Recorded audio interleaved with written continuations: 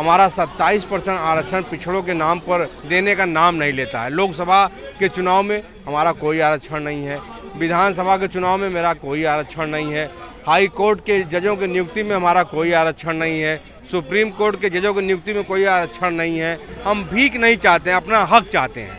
Supreme court है ये नरेंद्र मोदी के इशारे पर चल रहा है। आज 75 वर्ष की आज़ादी में भी SC ST OBC का आरक्षण लागू नहीं हुआ है। चंद्रचूड़ के दादा पंदोबा से लेके वो सब जज बन रहे हैं, तो ये पीढ़ी जात आरक्षण ये ले रहे हैं और हमको टोक रहे हैं, हमको रोक रहे हैं। पीढ़ी जात आरक्षण नहीं होना चाहिए। मोदी जी भी OBC उसे आते हैं, वो चिल्ला चिल्ला के हर राज्य में कहते हैं कि मैं OBC हूँ, मैं OBC हूँ।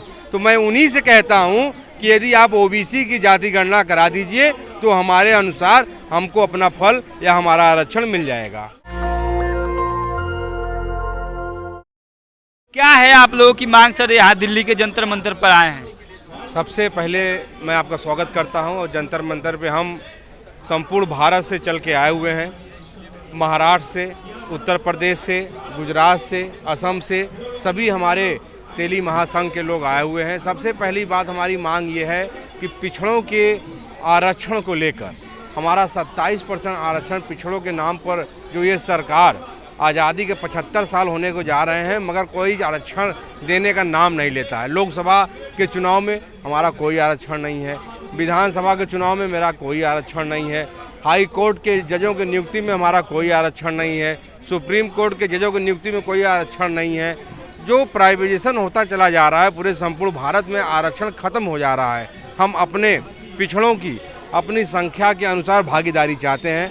आप जो चंद 3% के लोग हैं उनको 50% आरक्षण दिए हैं और हम 27% के लोग जो आज भी अपना हक मंडल कमीशन आयोग के गठन होने के बाद भी आज हम लोग अपना मांग रख रहे हैं कि हमको हक दिया जाए, हमारी जनसंख्या के अनुसार हमें अपना आरक्षण दिया जाए, विधानसभा में, लोकसभा में, नियुक्तियों में। सर आपको ये 3% जो बता रहे हैं, ये आपको कैसे डाटा मिला है? किस बेस पर आप कह रहे हैं कि वो लोग 3% हैं?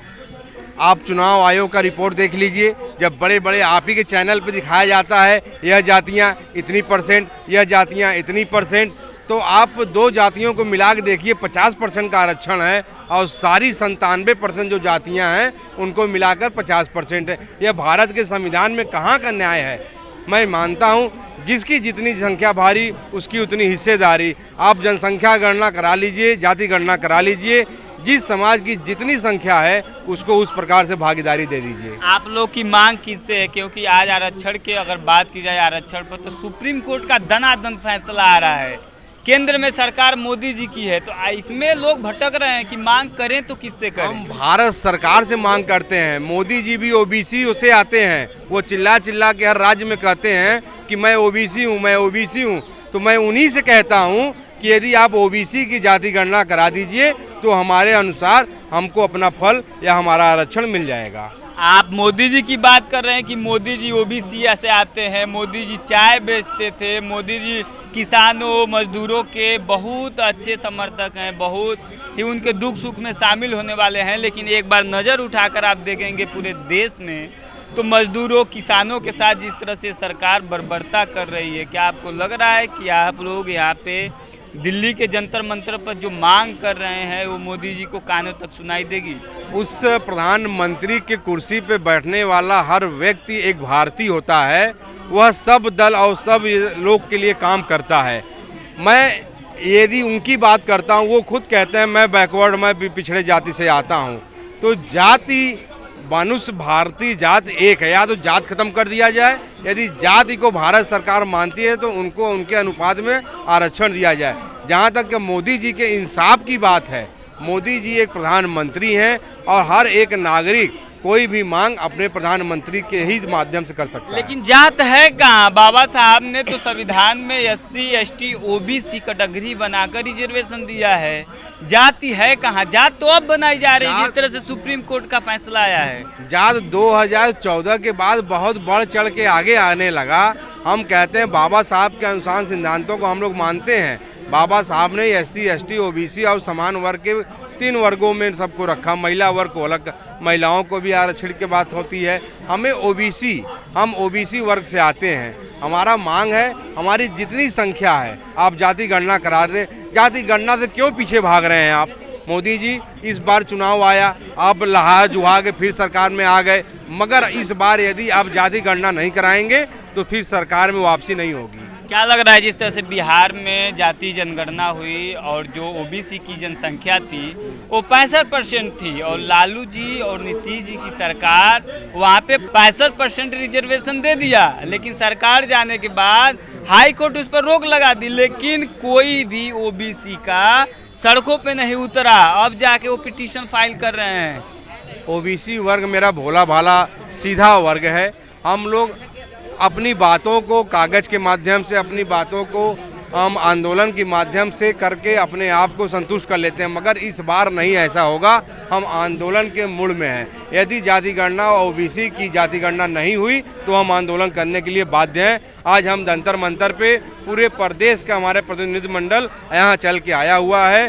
खासकर हम रमेश पीसे जी के माध्यम से, मैं मुकेश साहू लखनऊ से चल के आया हूँ, बहुत से हमारे साथी विभिन्न प्रकार के प्रांतों से चल के आए हुए हैं। हम अपने आरक्षण को मांगने, हम भीख नहीं चाहते हैं, अपना हक चाहते हैं। जो अभी सुप्रीम कोर्ट से फैसला आया है, SC ST का जो कोटा है उसमें और एक कोटा बनाने का जो प्रावधान SC ST का जो सुप्रीम कोर्ट कर रहा है, उसको आप कैसे देखते हैं? सुप्रीम कोर्ट है, ये नरेंद्र मोदी के इशारे पर चल रहा है। आज बाबा साहब डॉक्टर अम्बेडकर ने समता, स्वतंत्रता, बंधुत्व एवं न्याय पर आधारित संविधान लिखा है, जो सभी जाति वर्ग के लिए आरक्षण लिखा हुआ है, वो आरक्षण को हाई कोर्ट ने समाप्त कर दिया है। हम उसको मैं कैसे उम्मीद कर सकते हैं कि हमें नौकरी मिलेगी? आज 75 वर्ष की आज़ादी में भी SC ST OBC का आरक्षण लागू नहीं हुआ है, तो अब ये कहाँ कर पाएगा, जबकि आरक्षण मैंने समाप्त कर दिया।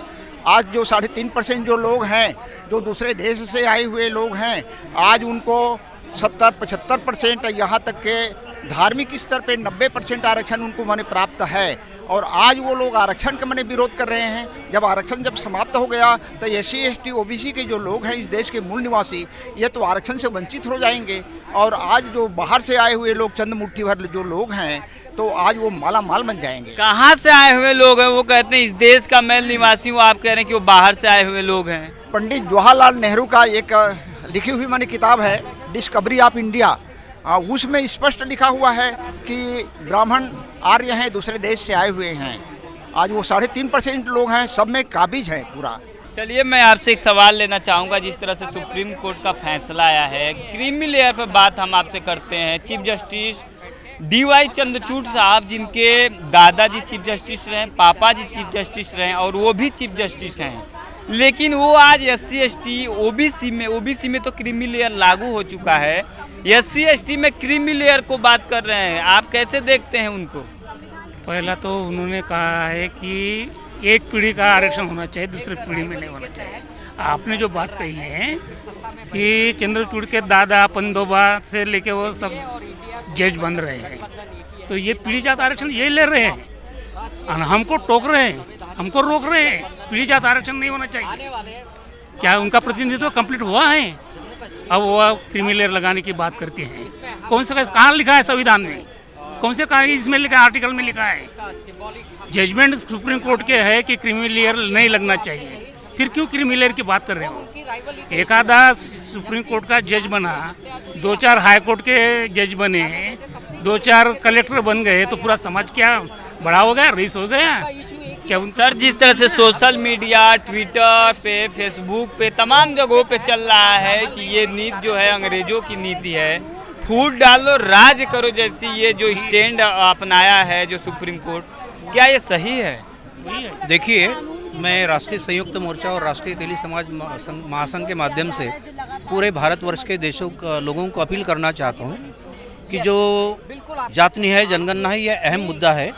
बगैर आप जाति न्याय जनगणना किए, जो सुप्रीम कोर्ट ने 2 अगस्त को जो निर्णय दिया, उसको अमल में लाना मूर्खता है। पहले आप यहाँ पे OBC में कितनी जातियाँ हैं, उनमें हर जातियों की संख्या कितनी है, ये पहले तय करें।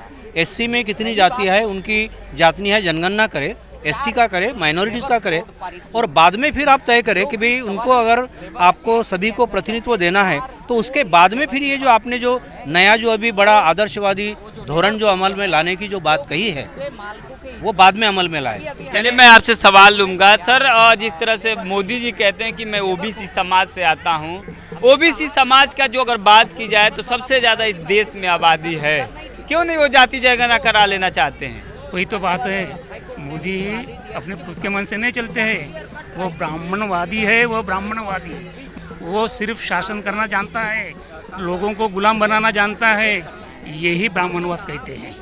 और इसलिए मोदी कभी भी ये जातिगत जनगणना होने नहीं देंगे जब तक यहाँ ये ओबीसी को जितना ये करेंगे दबाएंगे उतना ओबीसी अभी जागरूक हुआ है।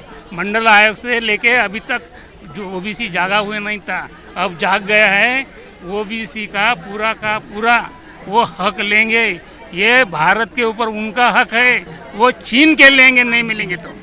मंडल कमीशन के लिए हम आंदोलन में आंदोलनकारी है, उसमें शामिल हुए थे, लेकिन मंडल कमीशन की पूरी अमल बजावनी नहीं हुई। केवल 40 पॉइंट में से 2 मुद्दे का ही अमल किया, वो भी बराबर नहीं किया।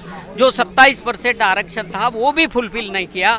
इसके कारण आज हमें यहाँ पर आंदोलन करके जो संवैधानिक इश्यूज है ओबीसी, एससी, एसटी, विजेएनटी माइनॉरिटीज़ के, उसके ऊपर सरकार को सांकेतिक सिंबॉलिक हमारा एजिटेशन का हमने आज आंदोलन रखा। चलिए आप लोग 27% आरक्षण ले नहीं पा रहे हैं, लेकिन आप लोग जाति जनगणना करके आप लोग की आबादी जिस तरह से बिहार में जाति जनगणना हुई 65% आप लोग की आबादी निकल कर आई, तब 27% आप लोग आरक्षण ले नहीं पा रहे हैं। उसके लिए बैकलॉग नहीं भरा जा रहा है, नॉट फाउंड सूटेबल बना दिया जा रहा है, तो आप लोग 65% रिजर्वेशन लेकर क्या करेंगे?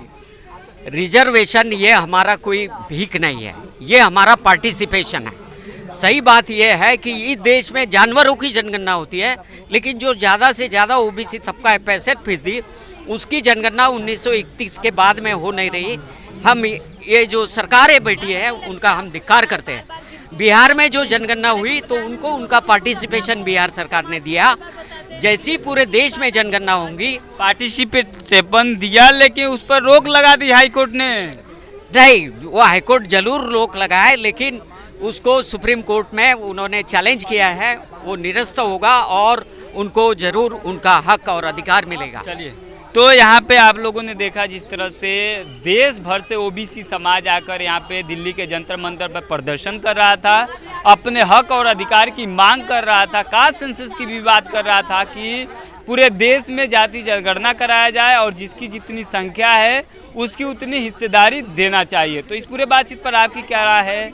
आप किस समाज से आते हैं? क्या सच में जाति जनगणना इस देश में होनी चाहिए? क्या सच में सबको भागीदारी मिलनी चाहिए?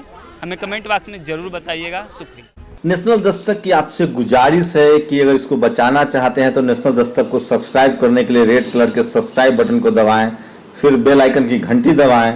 नेशनल दस्तक को बचाने के लिए बहुत जरूरी है कि हर खबर को शेयर करें, लाइक करें, कमेंट जरूर करें।